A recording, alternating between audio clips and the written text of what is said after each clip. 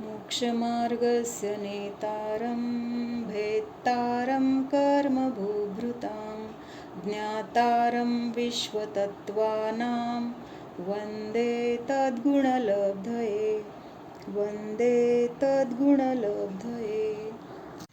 आचार्य उमास्वामी विरचित तत्वार्थसूत्र मोक्षशास्त्र। त्याच्यामध्ये आपण काय बघतो, काय आहे मोक्ष मार्ग? सम्यक दर्शन, ज्ञान, चारित्र्य यांची एकताच मोक्ष मार्ग आहे। मग सम्यक दर्शन काय आहे? तर 7 तत्वांवरचं श्रद्धान, ह्यालाच काय म्हटलेलं आहे? सम्यक दर्शन म्हटलेलं आहे। मग ही 7 तत्व काय आहेत? जीव, अजीव, आश्रव, बंध, संवर, निर्जरा आणि मोक्ष। तर ह्या 7 तत्वांचं स्वरूप आपण बघितलं। पण हे स्वरूप जसं आहे तसं आपण आजपर्यंत जाणलं नाही, आणि हे न जाणल्यामुळं काय झालंय, तर आपण ह्या संसारामध्ये परिभ्रमण करत आहोत। का? तर आपली ह्या 7 तत्वांबद्दलची विपरीत मान्यता आहे किंवा होती। मग ही विपरीत मान्यता आहे किंवा ही 7 तत्वांबद्दलच आपली अशी मान्यता आहे, हे जरी आपल्याला माहीत नसलं किंवा आपल्याला ह्या गोष्टीकडे लक्ष नसलं, तरी पण आपल्या विचारातून, श्रद्धेतून, ज्ञानातून, कृतीतून हे जे काही चाललेलं होतं, तर ते सगळं काय होतं? ह्या 7 तत्वांना चुकीचं समजून किंवा त्याच्यामध्ये जे सांगितलंय त्याच्या विरुद्ध असं आपलं सगळं हे ज्ञान, दर्शन, चारित्र्य होतं, आणि त्यामुळे आपल्याला काय झालंय? दुःखच दुःख भोगावं लागलंय। मग आता काय करायचंय आपल्याला? ही जी आपली 7 तत्वांची विपरीत मान्यता किंवा भूल आहे, तर ती भूल आपण काय करतोय, काय आहे आपल्यामध्ये, काय चुकलंय हे आपल्याला समजून घेण्यासाठी आपण काल बघितलं थोडंसं की काय आहे विपरीत मान्यता किंवा आपलं काय चुकलेलं आहे। मग त्याच्यामध्ये आपण काय केलं होतं? जे उपादेय आहे त्याला उपादेय समजलो नाही, किंवा जे जाणण्यायोग्य आहे त्याला आपण काय केलंय? उपादेय, म्हणजे आपण पुद्गलाला, शरीराला, आपल्या संयोगामध्ये असलेल्या सगळ्या परिग्रहाला आपण काय मानत होतो? उपादेय मानत होतो। उपादेय म्हणजे माझ्यासाठी ते महत्त्वाचं असं आपण तिथं मानत होतो। ही आपली काय आहे? तर चुकीची मान्यता, आणि तीच कशाला? दुःखाला कारण आहे। मग ह्याच्यामध्ये जे ज्ञेय आहे त्याला आपण उपादेय मानलं, जे उपादेय आहे त्याच्याकडे आपण दुर्लक्ष केलं, किंवा जे सोडण्यायोग्य आहे तर ते मोक्षाला कारण आहे असं मानलं। म्हणजे आश्रव, बंध हे सगळं काय आहे? संसाराला आणि दुःखाला कारण आहे। पण आपण तिथं काय मानतोय की त्याच्यामुळे माझी पुण्यकर्म जर केलं तर मला तिथं मोक्ष मिळेल किंवा माझ्या कर्माची निर्जरा होईल। तर हे सगळे काय आहेत? ह्या विषयीचे 7 तत्वांबद्दलच्या ह्या चुकीच्या मान्यता आहेत। हे आपण काल बघितले, पण थोडक्यात बघितले। आज आपण अजून थोडंसं त्याचं विस्ताराने बघूया। मग आपली चूक म्हणजे ही 7 तत्व जी आहेत, तर चूक 7 तत्वांमध्ये आहे का आपल्यामध्ये आहे? कुठं चूक आहे? बदल कुठं करायचा आहे आपल्याला? आपल्या मान्यतेमध्ये चूक आहे, आणि ती मान्यता आपल्याला बदलायची। तत्व तर जशी आहेत तशीच आहेत, त्याच्यामध्ये काही करायचं नाही किंवा करण्याची तिथं गरज नाही। त्याचं जसं स्वरूप आहे ते समजून घेण्यासाठी जे काही आपल्या आजपर्यंतच्या चुकीच्या मान्यता होत्या, तर त्या बदलण्यासाठी त्या नक्की काय आहेत किंवा त्या आपण कशा पद्धतीने त्याचं अवलंबन केलेलं आहे, तर थोडंसं हे बघूया। आणि समजा आता एका तत्वाबद्दल आपली विपरीत मान्यता आहे, तर एका तत्वाबद्दल विपरीत मान्यता असली तर काय झालं? सगळ्या 7ही तत्वांबद्दल विपरीत मान्यता असतेच, हा नियम आहे। म्हणजे एक चुकलं तर सगळं पुढचं चुकत जातं। तसं एकामध्ये चूक आहे पण बाकीच्या तत्वांची जशी आहे तशी मान्यता, असं होऊ शकत नाही। कारण जर जीवामध्ये आपण तिथं चुकीची मान्यता करतोय, शरीरामध्ये जीव किंवा जीवाला शरीर मानतोय, तर तिथं काय झालं? मुळातच चूक झालेली आहे, आणि त्यामुळं काय झालेलं आहे? पुढचं सगळं संसार चक्र चालू झालेलं आहे। त्यामुळे एका तत्वाविषयी जर आपल्याला चुकीची मान्यता असेल तर 7ही तत्वांबद्दल काय होतं? तिथं चुकीची मान्यता होते। सचिन जैन आहेत ना, तर त्यांची काही प्रवचन ऐकलेत, तर त्याच्यामध्ये त्यांनी ह्या 7 तत्वांची जी काही चुकीच्या मान्यता आपल्या आहेत कशा असतात, तर त्याचं स्वरूप त्यांनी सांगितलंय। तर त्यांचं काही त्यातले पॉईंट्स मी लिहिलेले आहेत, तर ते तुम्हाला वाचून दाखवते। म्हणजे आता आपल्याला एका तत्वाची जर मान्यता चुकीची आहे तर सगळी तत्व चुकीची होतात, किंवा मान्यता सगळ्यांची चुकीचीच होते। तर उदाहरण त्यांनी काय दिलंय? समजा आपल्याला लिंबू आणायला सांगितलं, आपल्याला जर लिंबाचं ज्ञान नाही तर आपल्याला मोसंबीचं पण नसणार आहे, कारण आपल्याला लिंबू समजून घेण्यासाठी बाकीचे फळं पण हे लिंबू नाही हे ज्ञान असणं गरजेचं आहे. म्हणून एक जाणून घ्यायचं असेल तर त्याच्याबरोबर बाकी सगळ्यांचं पण ज्ञान तिथं व्यवस्थित होणं गरजेचं आहे. मग त्याच्यामध्ये काय सांगितलंय त्यांनी, शास्त्र त्रस स्थावर गुणस्थान मार्गणास्थान 7 तत्व जाणतो, संयोगीला जीव मानतो. म्हणजे आता हे सगळं शास्त्राचं पण ज्ञान आहे त्या जीवाला, किंवा हे जे काही आपल्या संयोगामध्ये आहे त्यांना पण ते जीव आहेत असं पण जाणतो. परंतु तिथं त्यांना भेद करून जाणत नाही. काय जाणत नाही की यापासून मी भिन्न आहे किंवा ह्यांचं माझं काहीही म्हणजे एकत्र असलं तरी किंवा संयोगात असलं तरी काही संबंध नाही, हे तिथं मान्यता नाही. म्हणजे काय आहे, तिथं भेद ज्ञानाचा अभाव आहे. शास्त्राचं ज्ञान आहे, सगळं हे शास्त्र पूर्ण पाठ आहे, ते सगळं माहीत आहे, कसं आहे काय आहे सगळं आहे. फक्त त्याच्यामध्ये जे काही आपल्या स्वतःला ते समजून किंवा तसं श्रद्धान करायचं आहे तर ते तिथं श्रद्धान नसल्यामुळं हे सगळं ज्ञान असलं तरी सुद्धा काय आहे तिथं ते मिथ्यात्वच आहे किंवा त्या 7 तत्वांबद्दल तिथं विपरीत मान्यताच आहे. म्हणजे आगम जाणतो पण अध्यात्म जाणत नाही. आगम म्हणजे काय, आगम म्हणजे जिनवाणी किंवा जे काही उपदेश आहे, पण त्याच्यामध्ये जो सार आहे ना, त्याच्यातून आपल्याला काय उचलायचे, महत्त्वाचं काय आहे ते समजून घेणं हे काय आहे तर अध्यात्म आहे. म्हणजे एखादी गोष्ट आपण ऐकतो, पण गोष्ट ऐकून आपलं प्रयोजन काय आहे, त्या गोष्टीमधून आपल्याला काय शिकायला मिळालं किंवा काय धडा घ्यायचा आहे, तर हे सार आपल्याला समजणं गरजेचं आहे. तर ती गोष्ट आपल्याला समजली, नाहीतर ऐकायची म्हणून ऐकली, मनोरंजन म्हणून ऐकली तर त्याच्यातून काही आपल्याला मिळणार नाही. मग आता आगम आणि अध्यात्म हे समजून घेण्यासाठी एक उदाहरण आहे की केळ आहे. आता केळ कसं आहे विचारलं तर काय उत्तर देणार, कसं असतं केळ, कोण सांगतंय? आपल्याला प्रयोजनभूत केळ कुठला आहे, जरी आपण आणताना समजा हिरवं आणलं किंवा पिवळं आणलंय आणि वापरायला घेतले, हिरव्या केळ्याचं पण आपण भाजी वगैरेसाठी वापरतो, पण आपल्याला प्रयोजनभूत काय आहे त्याच्यातून, त्याच्यामध्ये असलेला गाभा. पिवळा असेल तरी आपण गाभाच खाणार आहे, हिरवा असेल तरी गाभाच खाणार आहे. वरची साल आपण काय करणार आहे, फेकून देणार आहे. म्हणजे ही साली सहित जे केळ आहे त्याला काय म्हटलं, उदाहरणासाठी आगम म्हटलेला आहे. आणि फक्त पांढरं जे आतला गाभा आहे तर तो गाभा म्हणजे काय आहे तर निश्चय आहे. मग हे जे 7 तत्वांबद्दल विपरीत मान्यतेसाठी त्यांनी सांगितले की ह्या सगळ्यांना तो मानतोय सगळं, पण हे माझ्यासाठी उपादेय आहे किंवा हे मला गरजेचं आहे असं नाही. तो सर्वसाधारण सगळं नुसतं ज्ञान रूपाने जाणतोय, त्याच्यामध्ये भेद करत नाही. मग आता आगमवाला काय म्हणतोय, आगम म्हणजे व्यवहार समजा थोडक्यात.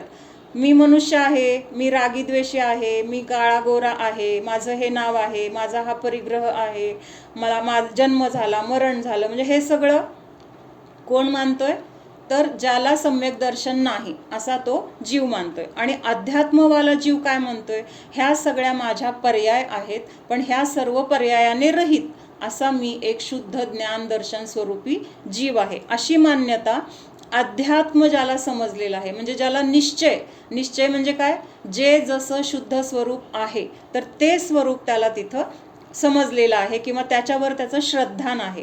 हा फरक दोघांमधला आहे.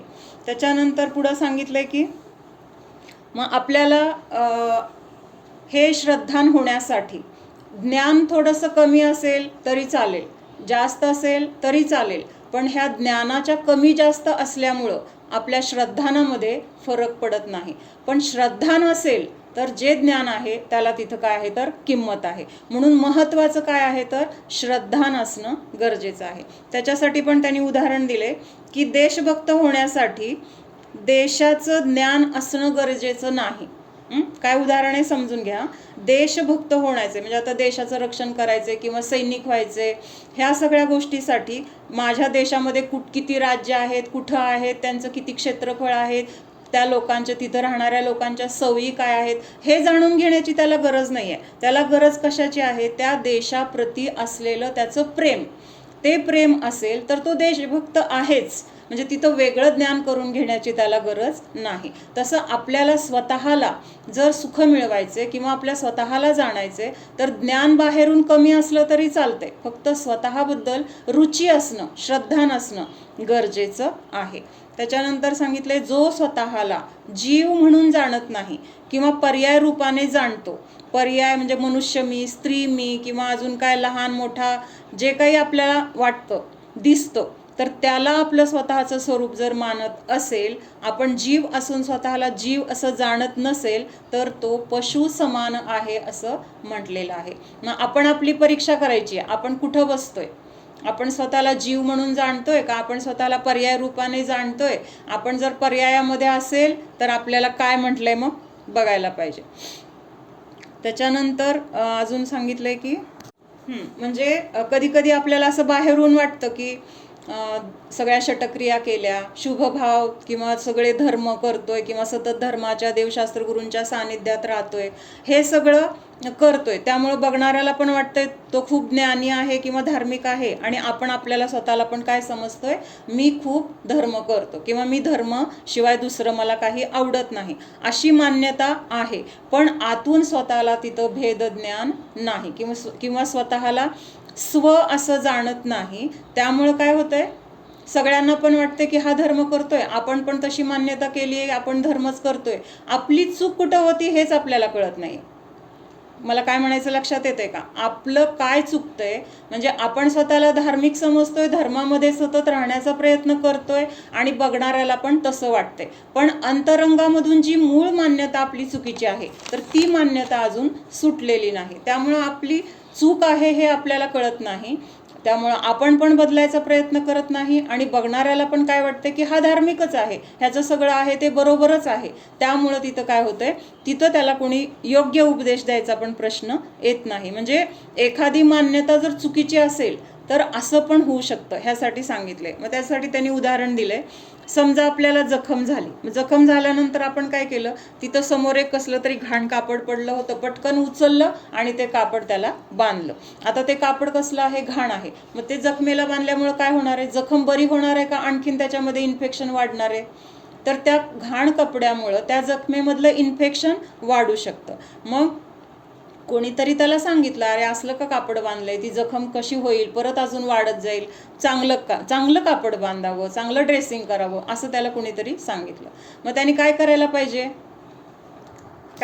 मला सांगितलं की चांगलं कापड बांधायचंय, घरी गेला आणि त्या पहिल्या घाणेरडा कापडावरूनच त्यांनी काय केलं, नवीन स्वच्छ कापड किंवा बँडेज केलं. आता काय झालंय, आतमध्ये जी घाण होती किंवा ज्या गोष्टीमुळे ती जखम वाढणार होती तर ती गोष्ट तर तिथंच राहिली ना. वरून तुम्ही कापड चांगलं बांधून तिथं काय फायदा झाला, काहीच नाही आहे. म्हणजे ती चूक आहे तर ती झाकली गेली. कशाने झाकली गेली, त्या पांढऱ्या किंवा स्वच्छ त्या बँडेजमुळं. तसं काय झालं, ह्या धार्मिक म्हटलं जाते, पण अंतरंगामध्ये मी जीव आहे ही तिथं मान्यता नाही, किंवा जे प्राप्त पर्याय आहे ते म्हणजे माझं स्वरूप, हेच काय झालेलं आहे तिथं अजून पक्का आहे. मग हे जोपर्यंत दूर होत नाही तोपर्यंत तिथं ती जखम बरी होणार नाही. आतलं ते कापड घाण जे बांधलं होतं ते काढून जखम स्वच्छ करून तिथं जर चांगलं बँडेज केलं तर ती जखम लवकर बरी होणार आहे. पण इथं दिसताना तर वरून पांढरं बँडेज दिसतंय, अंतरंगामध्ये तर ते घाण कापड तसंच आहे. तसं काय झालं, इथं मान्यता अंतरंगामध्ये पर्याय स्वरूपाची आहे, म्हणजे स्वतःला भेदज्ञानपूर्वक जीव असं जाणत नाही. त्यामुळं तिथलं आपलं काय होत नाही, कर्म संपत नाही किंवा आपलं दुःख संपत नाही. म्हणून वरून जरी दिसत असलं तरी तपासलं पाहिजे. आपल्याला पण असं वाटतं ना की नाही एवढं केलं, आता माझं चालू आहे व्यवस्थित, पण अंतरंगामधून आपण तसं स्वीकारलंय का, आपलं तसं पक्क श्रद्धान आहे का. काय श्रद्धान पाहिजे, मी जीवच आहे, हे प्राप्त संयोग किंवा हे शरीर ह्याचा माझा अगदी तात्पुरता काही काळापुरता संयोग आहे, हे माझं नाही, असं पक्क भेदविज्ञान आपल्याला आहे का हे बघायला पाहिजे, किंवा ते तसं होण्यासाठी तिथं प्रयत्न करायला पाहिजे. म्हणून सांगितलंय की असं वरून सगळं स्वच्छ दिसतंय, चांगलं दिसतंय, तर त्याला म्हणणार हां आता तुझी जखम बरी होणार, आता काय तुला काळजी नाही. म्हणजे तिथं त्याला आतमध्ये काय आहे माहीत नसल्यामुळे योग्य काय अयोग्य काय कोणी सांगण्याचा प्रश्न येत नाही. मग असं सांगितलंय की वरून तर शुभक्रिया करताना दिसतोय, धार्मिक दिसतोय, ज्ञानी वाटतोय, पण त्याला तिथं अंतरंगात मिथ्यात्व आहे, पण हे कोणाच्या लक्षात येत नाही, त्यामुळे त्याला तिथं उपदेश कोण देईल असं होऊ शकत नाही. किंवा आता एखादा अज्ञानी आहे, तो धर्मच करत नाही, त्याला उपदेश दिला जाईल बाबा तू धर्म कर, तू धर्म केला तर तुझं काय होणार आहे, दुःख दूर होणार आहे. म्हणजे अज्ञानीला तर असं सांगितलं जाईल, त्याच्यामध्ये कदाचित बदल होईल, पण इथं ज्ञानीने जी चुकीची मान्यता केली आहे ती दिसतच नाही त्याला, स्वतःला पण आणि इतरांना पण त्याचे मोक्षमार्ग अजून सुरू नाही. कशामुळं तर अजून तिथं काय आहे, 7 तत्वांबद्दलचं त्याचं श्रद्धान योग्य झालेलं नाही. विस्ताराने एकेका तत्वाची भूल सांगितली. आता जीव तत्वाची काय भूल आहे, तर तो काय करतोय, जीवाला अजीव स्वरूप मानतो, जीवाला अजीवाचा स्वामी मानतो, जीवाला अजीवाचा कर्ता मानतो, जीवाला अजीवाचा भोक्ता मानतो. जीवतत्वाची काय भूल आहे, अजीव म्हणजे आता इथं सगळीकडे पुद्गल घ्यायचं, कारण बाकीची जी 4 द्रव्य आहेत तर ती आपल्याला दिसत नाहीत किंवा त्यांचा आपला संबंध असा पुद्गलासारखा आपला संबंध तसा दिसून येत नाही, लक्षात येत नाही. त्यामुळं आपल्या संयोगामध्ये जे दिसतंय ते पूर्ण काय आहे, एक पुद्गलच दिसतंय. आणि ह्या पुद्गलाबद्दल मग काय करतो आपण, त्याचं स्वरूप म्हणजे माझं स्वरूप, तेच माझं स्वरूप, मी त्याचा स्वामी, मीच त्याचं करणारा. ह्या शरीराला कोणी सांभाळलं, मी सांभाळलं. लहानाचं मोठं कोणी केलं, मी केलं. ह्याला काळजी कोण घेतंय शरीराची, मी करतोय. अशी तिथं काय आहे तर जीवतत्वाची ही विपरीत मान्यता काय आहे तर हीच आपली मुळातली चूक आहे. त्याच्यानंतर अजीव तत्व, अजीव तत्वाची विपरीत मान्यता काय सांगितली, अजीवाला जीव मानतो. म्हणजे वरती काय सांगितलं होतं, जे अजीव आहे त्यालाच आपलं अस्तित्व मानतोय, आणि इथं पण तसं, म्हणजे इकडून तिकडं आहे, जीवाला अजीव मानणं, अजीवाला जीव मानणं. दोन एकमेकाला काय आहे, मानताना जीवच आहे, पण जीवाचीच काय मान्यता आहे, शरीराला मी मानतोय, कधी ह्या शरीरालाच म्हणजे ह्या जीवालाच शरीर मानतोय. म्हणजे असं दोन्हीकडून पण काय आहे तिथंच येते. म्हणजे ह्याच्यामध्ये पण काय आहे, अजीवाला जीवाचं स्वरूप मानणं, अजीवाला त्याचा स्वामी मानणं, अजीवाला त्याचा कर्ता आणि भोगता मानणं. अवघड. म्हणजे अन्न कुठं जात होतं, शरीरामध्ये जात होतं, ग्रहण कोण करत होतं, शरीर करत होतं, पण आपण काय मानतोय, उपवास मी केला असं कोण मानतंय, जीव मानतोय. कारण ज्ञान जीवाचं आहे, जीव असं जाणतोय किंवा मला उपवास करायचा आहे असं म्हणतोय, पण उपवास कुठं होणार आहे, एक दिवस त्या शरीराला अन्न पाणी मिळणार नाही 24 तास, म्हणजे तिथं उपवास झाला शरीराचा, पण मानतोय काय, मी केला. मग इथं भेदविज्ञान पाहिजे की मी खाणारा पण नाही आणि मी शरीराला जगवणारा पण नाही, मी काय आहे तर जाणणारा आहे. कालचा प्रयोग केला का कुणी,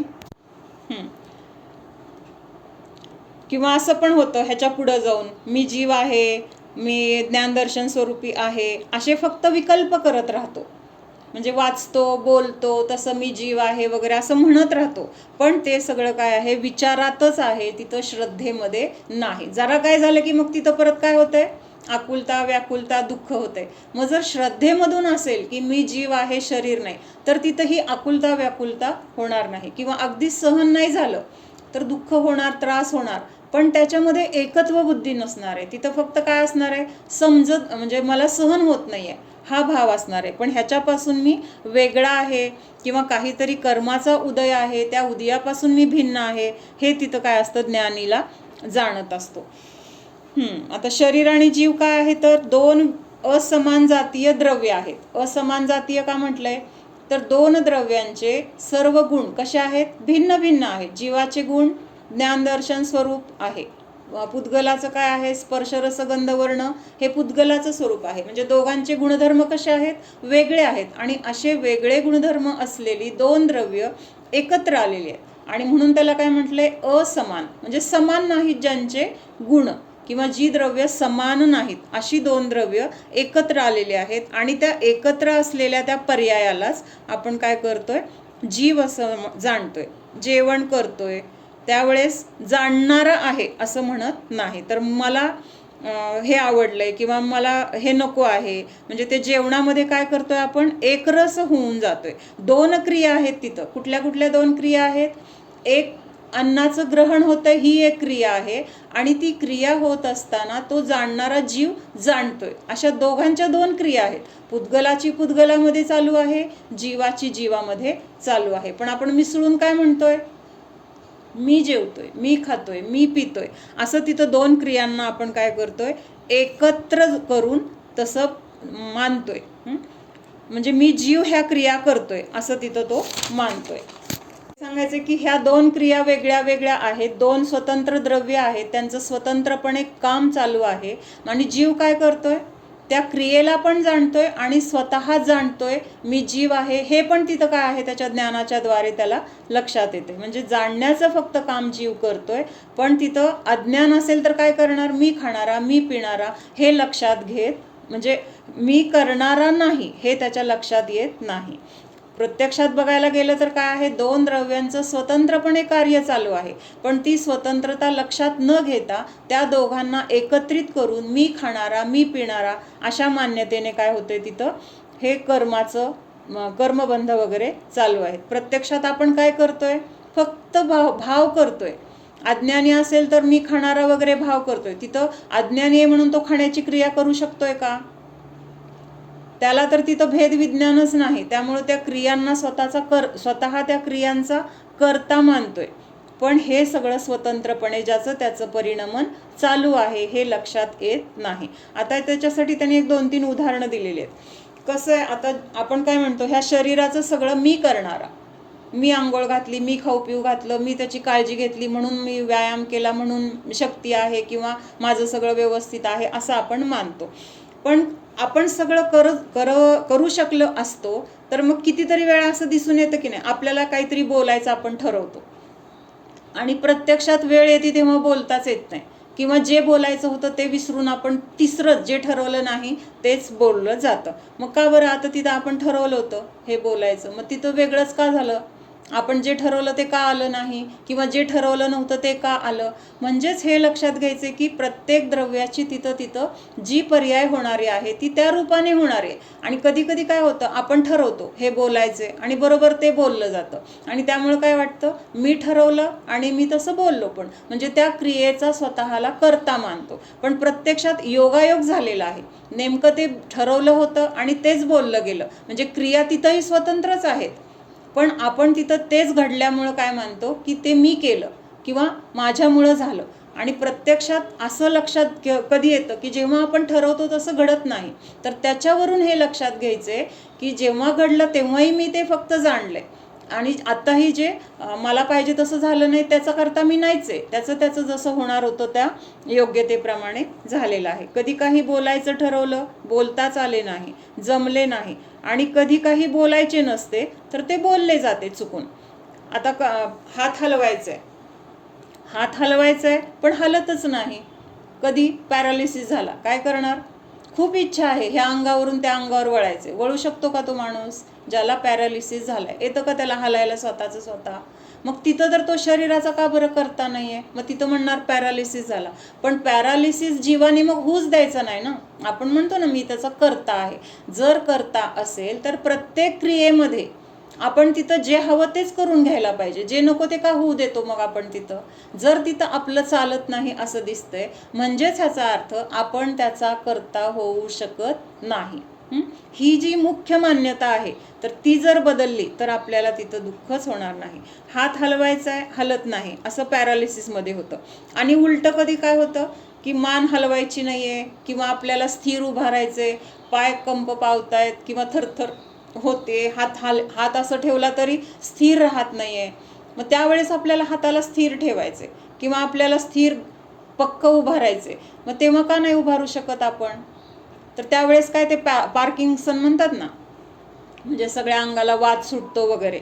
म्हणजे तिथं त्या शरीराची क्रिया करणारा हा जीव नाही. त्या शरीराची क्रिया त्याच्या योग्यतेने होते. जोपर्यंत ती त्याच्या योग्यतेने होत असते आणि आपल्या मनात पण तोच विचार असतो, त्यावेळेस आपल्याला वाटतं की आपणच तसं विचार केला आणि आपणच तसं ते केलं. पण मग जेव्हा होत नाही तेव्हा का नाही करू शकत?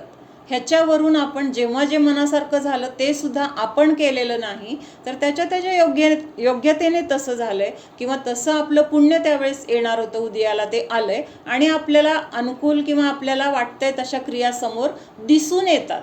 त्या क्रिया आपण केल्या असं मुळीच नाही. म्हणजे ह्या ज्या क्रिया होतात तर तिथं काय आहे, निमित्त नैमित्तिक संबंध आहे. म्हणजे त्या त्या द्रव्याचं स्वतंत्र परिणमन प्रत्येकाचं चालू आहे. मग जीवासाठी पुद्गल निमित्त आहे, पुद्गलासाठी जीव निमित्त आहे. त्याच्यानंतर पुढं हे जीव आणि अजीवाची विपरीत मान्यता बघितली. आता आश्रव संबंधी काय विपरीत मान्यता आहे ते सांगतात. आता आश्रव म्हणजे काय, कर्माचं येणं. तर तिथं काय सांगितलंय, हिंसा आदी जी 5 पापं आहेत त्याला तर तो हेय मानतोय. हेय म्हणजे काय, ते वाईट आहेत, त्याच्यामुळं मला दुःख होईल, त्याच्यामुळं मला परत पुढं जाऊन खूप दुःख सहन करावं लागेल, ते सोडण्यायोग्य आहे असं तर तो मानतोय.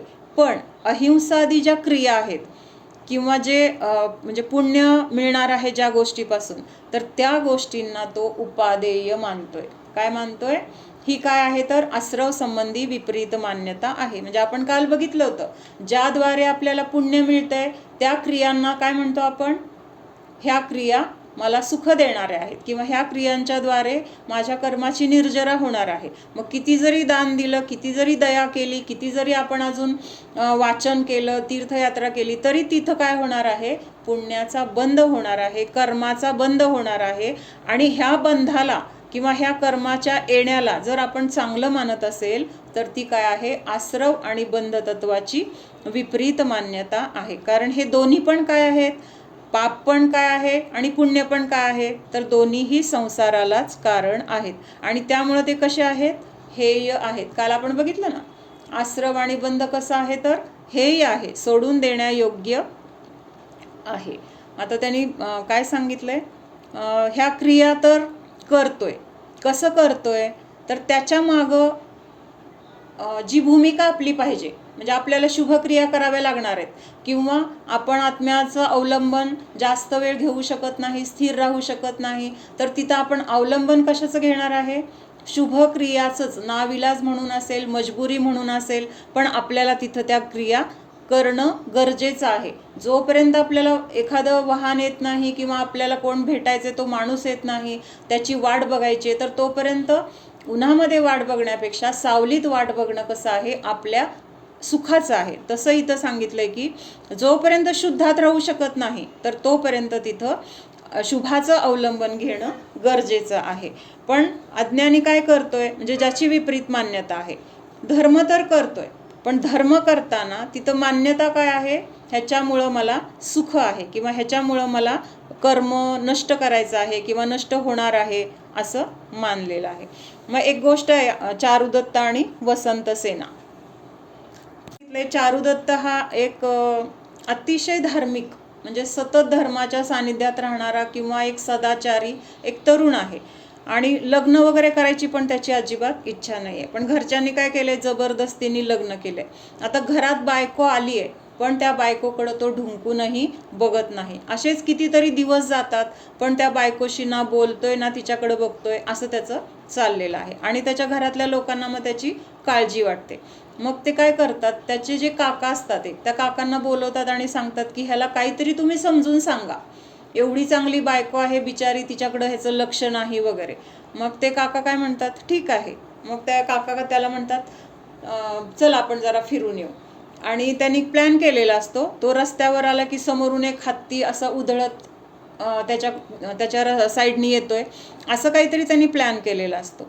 आणि बरोबर रस्त्यातून जाताना तो हत्ती येतो, उधळला त्याच्या अंगावरील, असं त्याला भीती वाटते. आणि तिथं एक घर असतं, तर तो काय करतो, त्या हत्तीपासून स्वतःला वाचवायचं म्हणून तो त्या घरामध्ये शिरतो. आता घरामध्ये शिरला तर ते घर कुणाचं आहे, आता वसंत सेना नावाची वेश्या, तर तिचं घर आहे.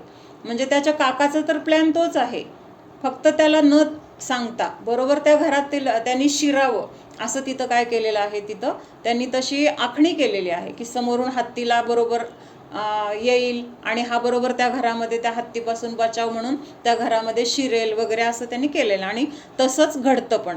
आता घरामध्ये गेला, घरामध्ये त्या गेल्यानंतर तिथं कोण आहे? ती वेश्या. तिचं काम काय आहे आता? हावभाव, विभ्रम, विलास, त्याला कसं आकर्षित करायचं वगैरे हे तिथं प्रयत्न चालू झाले. मग तो शांतच आहे. मग ती म्हणते तू आलाच कशाला इथं? काय म्हणते ती? तू आलाच कशाला इथं? मग तेव्हा तो काय म्हणतो? मी इथं यायचं म्हणून इथं आलो नाहीये. कळलं का? काय म्हणतो तो? मला इथं यावं लागलंय, मला इथं यायचं नव्हतं, पण तो हत्ती आला, उधळला, आता माझ्या अंगावर आला असता म्हणून मला इथं घर दिसलं आणि मी घरामध्ये शिरलो. तुझ्याकडं येणं हा माझा हेतू नव्हता. म्हणजे त्यांना इथं काय सांगायचंय की शुभक्रिया दोघं जण करतायत, अज्ञानी पण करतोय आणि ज्ञानी पण करतोय. मग आता अज्ञानीचं काय भाव आहे? ह्या शुभक्रियामुळं माझा धर्म होतोय, मला ह्याच्यातून मोक्ष मिळणार आहे, ह्या मान्यतेने तू धर्म करतोय. म्हणजे धर्माच्या क्रिया करताना तो पण दिसतोय, पण अंतरंगातून मान्यता काय आहे की ह्या केलेल्या धर्मामुळं मला मोक्षाची प्राप्ती होणार आहे किंवा सांसारिक सुखाची, दोन्ही हेतू असू शकतील. मग अशी मान्यता त्याची आहे. म्हणजे तिथं स्वपर भेद विज्ञान नाही. आणि ज्ञानीचं काय आहे? ज्ञानी पण ह्या क्रिया करतोय, अगदी मनापासून करताना दिसतोय, पण तो कशासाठी करतोय त्या क्रिया? त्याची काय भूमिका असणार आहे? क्रिया लागतात. ह्याच्यामध्ये काय आलं? मजबुरी आली, नाविलाज म्हणून मला ह्या गोष्टीचा आश्रय घ्यावा लागला. जसं त्याला नाविलाज म्हणून तो त्या वसंत सेनेच्या घरी गेलाय, त्या वसंत सेनेकडे जायचा त्याचा हेतू होता का? अजिबात नाही.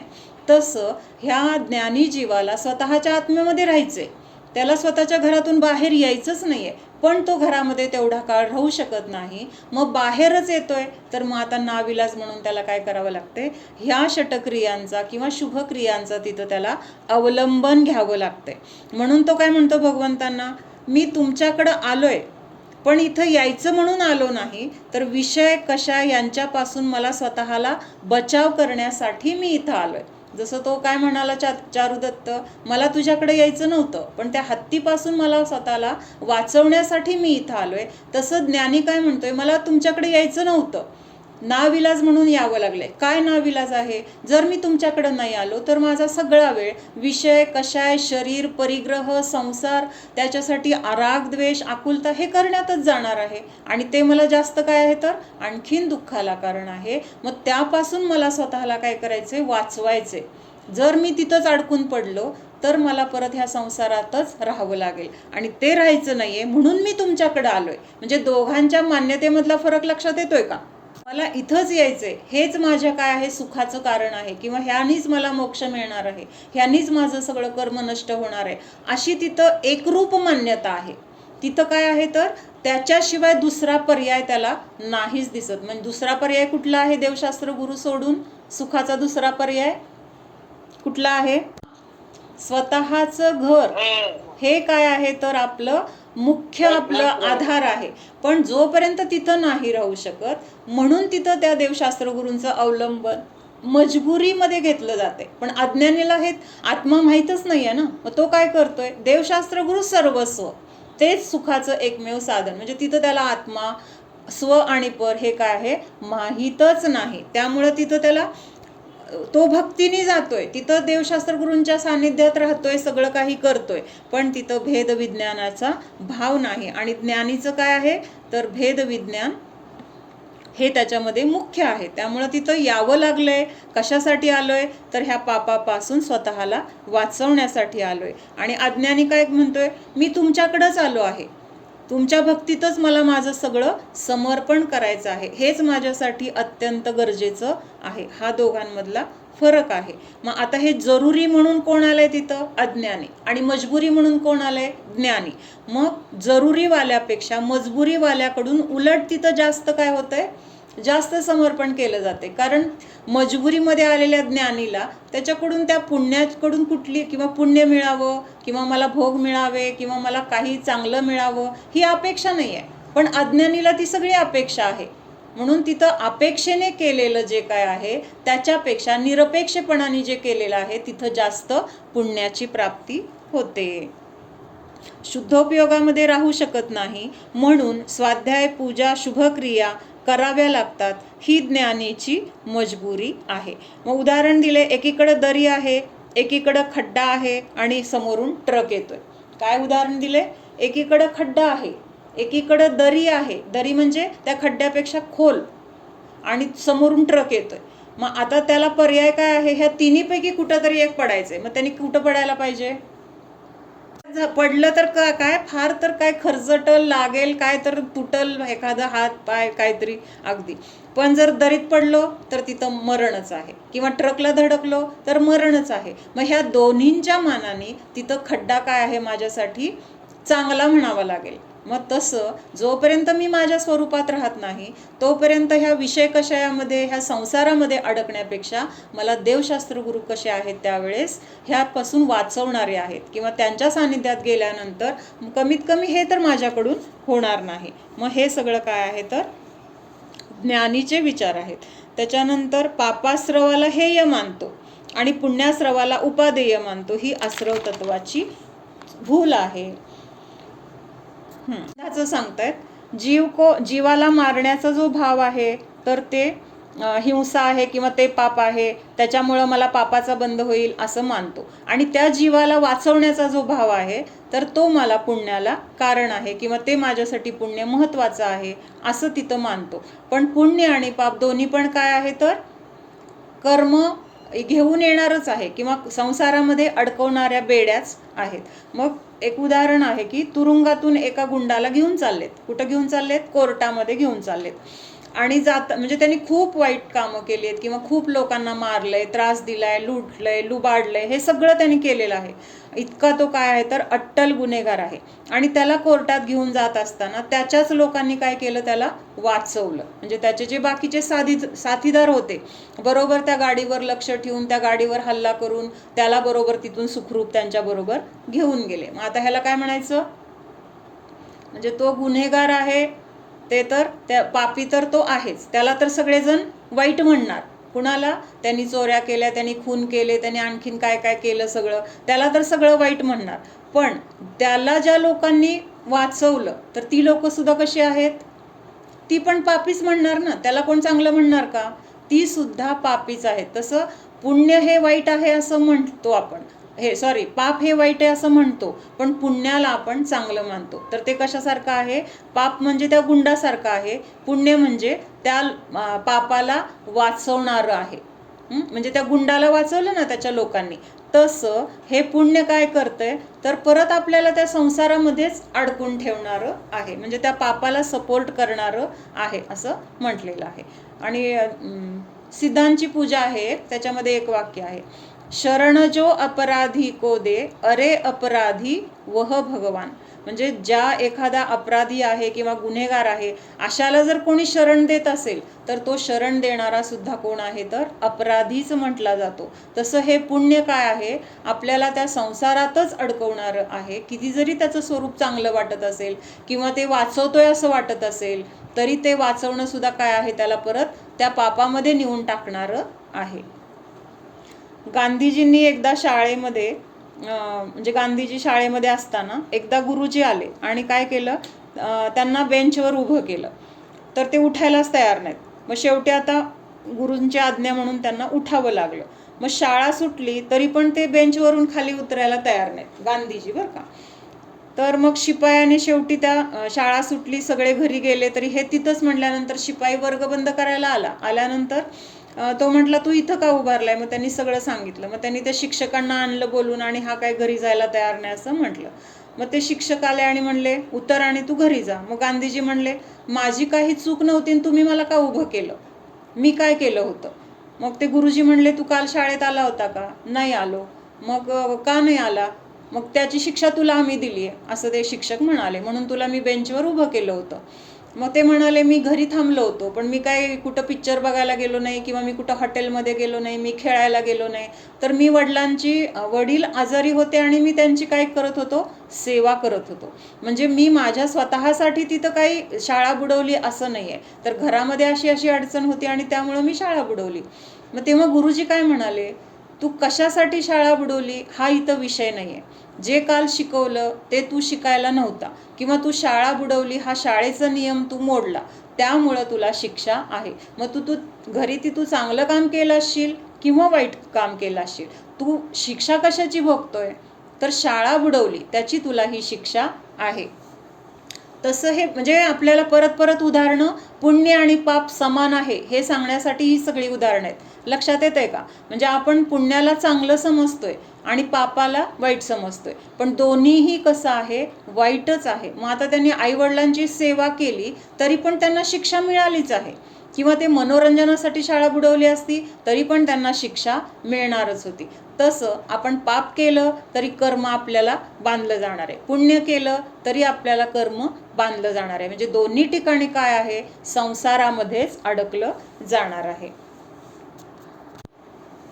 शुभ आणि अशुभ दोन्हींचं फळ बंध संसारच आहे.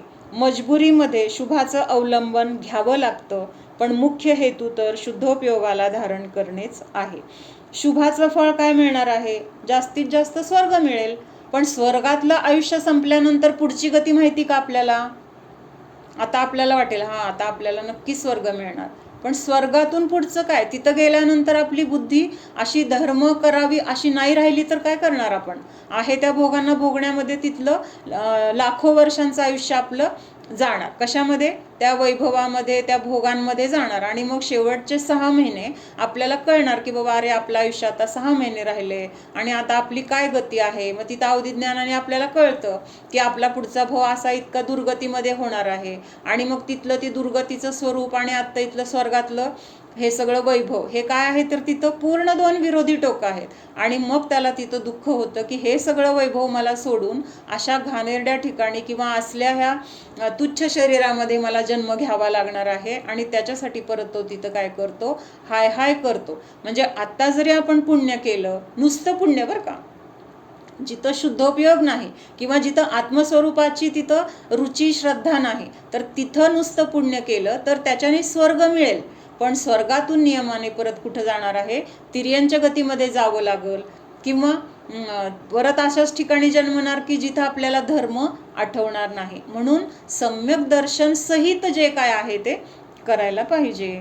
नरकातून तर नियमाने 5 इंद्रियवाला जीव होतो, पण स्वर्गातून तो जीव तिर्यंच पण होऊ शकतो सम्यक दर्शनाच्या अभावामध्ये. म्हणून काय म्हटलंय, शुभ कर्माला तर सुशील आणि अशुभ कर्माला कुशील असं म्हटलेलं आहे. पण दोघांचे फळ जर संसार असेल तर शुभ कर्माला सुशील कसं म्हणायचं असा प्रश्न आहे. म्हणजे वाईट आणि सुशील म्हणजे चांगलं. मग शुभ कर्म सुशील आहे, अशुभ कर्म कुशील आहे. पण दोघांचं फळ आपल्याला काय मिळणार आहे, ह्या संसाराचं परिभ्रमण. मग त्या शुभ कर्माला तर सुशील कसं म्हणायचं? स्वाधीनता तर दोन्हीमध्ये पण नाही, तिथं पराधीनताच आहे, शरीरच आहे, सगळे संयोगच आहे, त्याच्यामध्ये परत रागद्वेषच आहेत. मग तिथं स्वतःच्या आत्म्याचं अवलंबन कुठं राहिलं? म्हणजे हे सगळं काय आहे, शुभ असो अशुभ असो पराधीनच राहावं लागणार आहे. स्वतःच्या स्वाधीनतेचा किंवा स्वतंत्रतेचा तिथं नाश आहे. सोन्याची किंवा लोखंडाची बेडी काय करते, बांधून ठेवण्याचंच काम करते. म्हणून एक आत्म्याचा आश्रय सोडून आपण ज्या ज्या क्रिया करतो, मग त्या शुभ असतील अशुभ असतील, दोन्हीही संसारालाच कारणीभूत आहेत. आता ज्ञानी जीवाचं कसं स्वरूप असतं ते सांगतायत. सल्लेखनं घेतलेला जीव आहे. काय केलेलं आहे, सल्लेखनं धारण केली त्यांनी. आता तो सम्यक दृष्टी जीव, सल्लेखनं धारण केलेला जीव, त्याच्या पुढे त्याची 2 मुलं उभारलेली आहेत. कोण आहेत? एक आहे कुपुत्र आणि एक आहे सुपुत्र. आता त्या सल्लेखनं घेतलेल्या जीवाला त्या दोन्ही मुलांना समोर बघून त्याच्यासाठी काय भाव असतील? तिथं तो सुपुत्र आहे म्हणून तो चांगला, हा कुपुत्र आहे म्हणून वाईट, असा भाव नाही आहे. त्या दोघांकडे त्याची दृष्टी कशी आहे, समान आहे. किंवा त्याला त्या दोघांची पण काळजी पण नाही आहे किंवा एखाद्याबद्दल आनंद पण नाही आहे. म्हणजे तिथं त्यांच्यासाठी ते दोन्हीही समान आहेत. मग म्हणजे हे कशासाठी सांगतायत? कुपुत्र म्हणजे पाप, सुपुत्र म्हणजे पुण्य. सल्लेखनावाला जीव म्हणजे ज्ञाता दृष्टा किंवा जाणणारा किंवा जो सम्यक दर्शनवाला आहे असा जीव. मग ते पुण्य असेल किंवा पाप असेल तर त्या दोन्हीमध्ये काय आहे, त्याचा समता भाव आहे. उदाहरणं खूप छान दिलेली आहेत. त्याच्यानंतर आता ब्रह्मचारी जीवाचं उदाहरण दिले. ब्रह्मचारी आहे, मग परस्त्री तर त्याला त्याग आहेच. ब्रह्मचारी आहे, परस्त्रीचा तर त्याला त्याग आहेच, पण स्वस्त्री सुद्धा आता त्याचं काय आहे, त्याला तिचा पण त्याग आहे. म्हणजे परस्त्रीचा तर सर्वांना त्याग आहे म्हणू शकतो, पण त्याची जी स्वतःची बायको आहे तर ती पण आता कशी झाली आहे, त्याच्यासाठी परस्त्री समानच आहे. म्हणजे स्वस्त्री म्हणजे पुण्य, परस्त्री म्हणजे पाप, आणि ब्रह्मचारी जीव म्हणजे जो सम्यक दृष्टी जीव आहे, तर त्याच्यासाठी ह्या दोन्ही पुण्य आणि पाप क्रिया समानच आहेत. जसं ब्रह्मचार्याला स्वतःची बायको असो किंवा परस्त्री असो, दोन्ही पण काय आहे, त्याला दोघींचाही त्यागच आहे. त्याच्यानंतर उपवास आहे. उपवास केला एकाने, तर उपवास करणारा जीव कसा आहे, तर तो धार्मिक आहे. म्हणजे त्यांनी बाकीचं सगळं कांदा लसूण बटाटा किंवा जे अभक्ष आहे त्याचा तर त्याला नियम आहेच. काय आहे, जो काही हे अभक्ष पदार्थ आहेत तर त्याचा तर त्याला नियम आहेच, पण उपवासाच्या दिवशी एरवी जे भक्ष म्हणून खातोय, म्हणजे जे योग्य शुद्ध पदार्थ खातोय, तर त्या शुद्ध पदार्थांचा सुद्धा त्या दिवशी काय आहे, त्याला त्यागच आहे. उपवास आहे ना, म्हणजे अभक्ष तर खायचा प्रश्नच नाही, पण भक्ष सुद्धा कसं आहे, त्याच्यासाठी त्याज्यच आहे उपवासाच्या दिवशी. म्हणजे अभक्ष म्हणजे काय येणार, पाप, आणि भक्ष म्हणजे पुण्य. म्हणजे ज्ञानी जीवासाठी दोन्ही गोष्टी कशा आहेत, समानच आहेत. हां, आणि अज्ञानीसाठी सांगितलंय की अज्ञानीसाठी जो कुशील आहे, कुशील सेवन करणार आहे, मग त्याला काय आहे, स्वतःची बायको पण पाहिजे आणि दुसरी बाहेरची वेश्या वगैरे पण पाहिजे, त्याला दोघांची पण काय आहे, तर रुची आहे. मग असं हे अज्ञानीचं आहे. आणि ज्ञानी कसं आहे, ह्या सगळ्यापासून भिन्न जाणतोय स्वतःला, त्यामुळं बाहेर चांगलं असेल वाईट असेल त्याच्यामध्ये त्याला एकत्व ममत्व नाही, तर तिथं भेदज्ञान आहे. ज्ञाता द्रष्टा वीतरागताच राहिली पाहिजे. म्हणजे आपल्याला निर्बंध अवस्थाच कशी आहे, तर गरजेची. निर्बंध म्हणजे बंधाने रहित अशी अवस्थाच आपल्यासाठी उपादेय आहे किंवा महत्वाची आहे. परंतु जोपर्यंत असं आपण निर्बंध अवस्थेला प्राप्त होत नाही, म्हणजे जोपर्यंत संसारात आहोत किंवा निर्जरा होत नाही, सिद्धपद प्राप्त होत नाही, तोपर्यंत शुभाचं अवलंबन मजबुरी समजून घ्यायला पाहिजे. ते कधीतरी मला सोडायचंच आहे, पण आता नाविलाज म्हणून मी त्याचा आधार घेतोय किंवा घ्यावा लागतोय, असं त्याचं तिथं भाव असतात. अज्ञानी पण पूजा करतो आणि ज्ञानी पण पूजा करतो. अज्ञानीची पूजा कशी आहे, कुठल्या तरी अपेक्षेने सहित आहे, आणि ज्ञानीची फक्त एक शुद्ध भावरूप त्याची पूजा आहे, म्हणजे कुठलीही त्याला त्याच्याकडून अपेक्षा नाही. म्हणून ज्ञानी काय करतोय, अशुभाच्या अपेक्षेने नरक निगोदामध्ये जाण्यापेक्षा शुभाचं अवलंबन घेऊन जोपर्यंत मोक्ष मिळत नाही तोपर्यंत तिथं स्वर्ग वगैरे ह्या ठिकाणी जाण्यासाठी त्याच्याकडून आपोआप तसं पुण्याचे क्रिया होत जातात. 100 फूट खड्ड्यात पडण्यापेक्षा 10 फुटाच्या खड्ड्यात पडणे ठीक आहे, मरण्यापेक्षा पाय मोडलेला ठीक आहे. म्हणजे मगाशी आपण बघितलं ना, दरीत पडण्यापेक्षा खड्डा चांगला. म्हणून चंदनबालेने काय केलं होतं, वेश्या होण्यापेक्षा शेठजींच्या घरी जाऊन तिथं दासी होऊन मी राहते, म्हणजे तिथं मला काय मिळणार आहे, माझ्या शीलाला सुरक्षितपणा मिळणार आहे. वेश्येकडं काय होणार आहे, शीलभ्रष्ट होणार आहे. म्हणून तिथं दासी होणं परवडलं, पण मला वेश्येकडं नको. म्हणून तिने काय केलं, तर सेठजींबरोबर घरी येऊन दासीपणा स्वीकारला. एकदा एक मुलगी दुष्टांच्या गराड्यामध्ये सापडली, म्हणजे रस्त्याने चालली होती आणि गुंडांनी काय केलं, तिला घेरलं, आणि मग ती आरडाओरडा करते. बरोबर तेवढ्यात काय, समोरून तिचे काका चाललेले दिसतात, आणि काका म्हणल्यानंतर आता काका येतात, पटकन तिला वाचवतात आणि घरी नेऊन तिच्या सोडतात. मग जोपर्यंत त्या गुंडांच्या तावडीतून सुटली आहे आणि घरी पोचली नाहीये, तोपर्यंत ती त्या काकांचा हात कसा पकडते, घट्ट पकडते. इतका घट्ट पकडते की असं, म्हणजे संपूर्ण आधारच ते आहेत असं. आणि घर आल्यानंतर काय होतंय, तिचा हात आपोआप तिथं सुटला गेला आणि ती स्वतःच्या घरामध्ये जाऊन सुरक्षित राहिली. मग तसं ह्या पापाच्या गराड्यात आपण अडकण्यापेक्षा देवशास्त्र गुरूंचा हात आपल्या हातात घेतलाय आपण. कधीपर्यंत, जोपर्यंत आपल्याला मोक्षाची प्राप्ती होत नाही तोपर्यंत. एकदा आपल्या घरात गेल्यानंतर आपल्याला कुणाच्या आधाराची गरज नाही. जसं तिच्या घरी पोहोचल्यानंतर आता तिथं गुंडांची वगैरे तिथं भीती आहे का, नाहीये. आता तिथं नवरा आहे, सासरे आहेत, सगळे घरामधली लोक आहेत. आता तिला तिथं कसली भीती नाहीये. रस्त्यावर एकटी होती तेव्हा भीती होती, आणि तेव्हा तिला कुणी वाचवलं? तिच्या काकाने. मग आता तिचे काका म्हणजे देवशास्त्र गुरु आपल्याला ह्या दुःखातून काढणार बाहेर, आणि तोपर्यंत आपण त्यांना धरून ठेवणार जोपर्यंत आपल्याला आपलं घर मिळत नाही.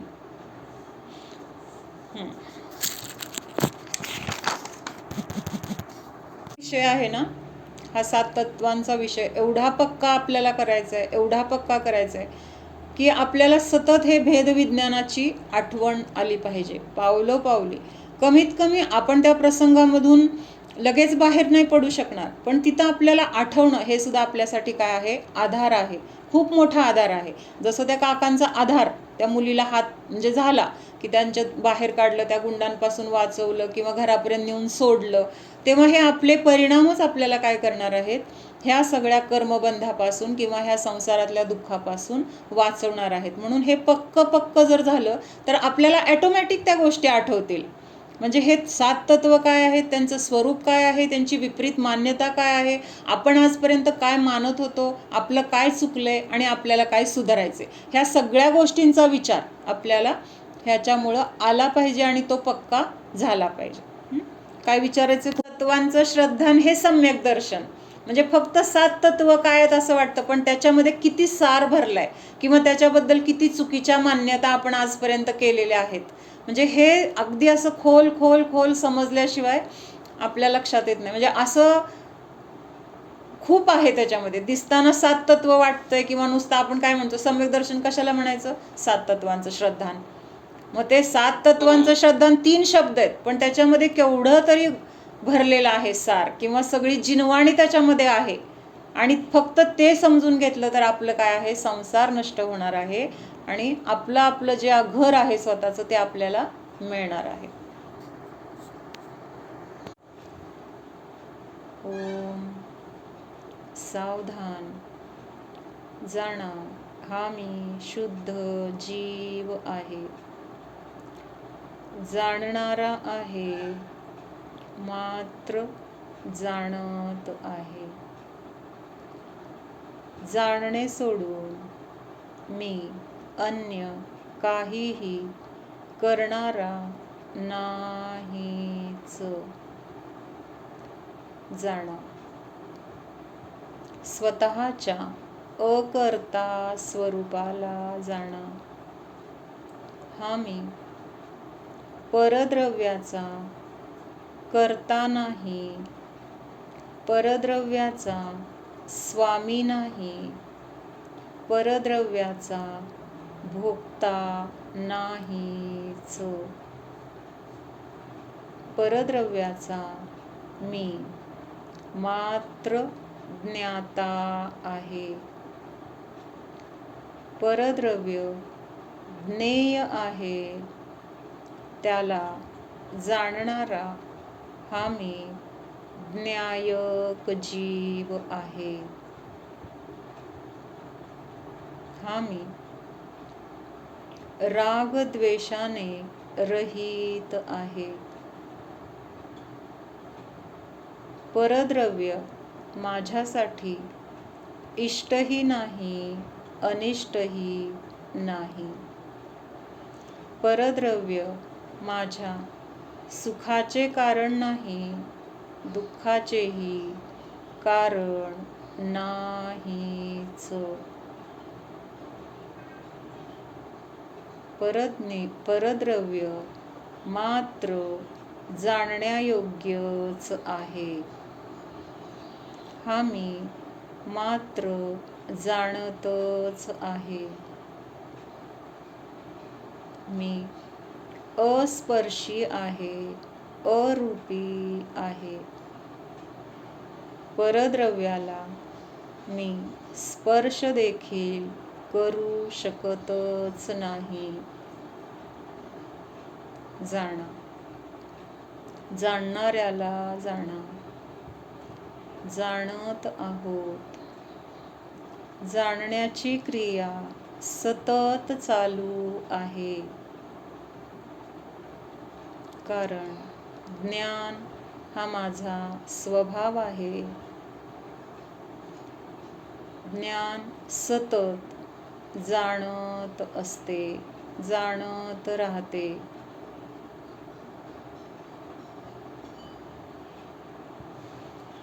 ज्ञायक स्वरूपोऽहम् अनंत ज्ञान स्वरूपोऽहम्. ओम विसर्जन.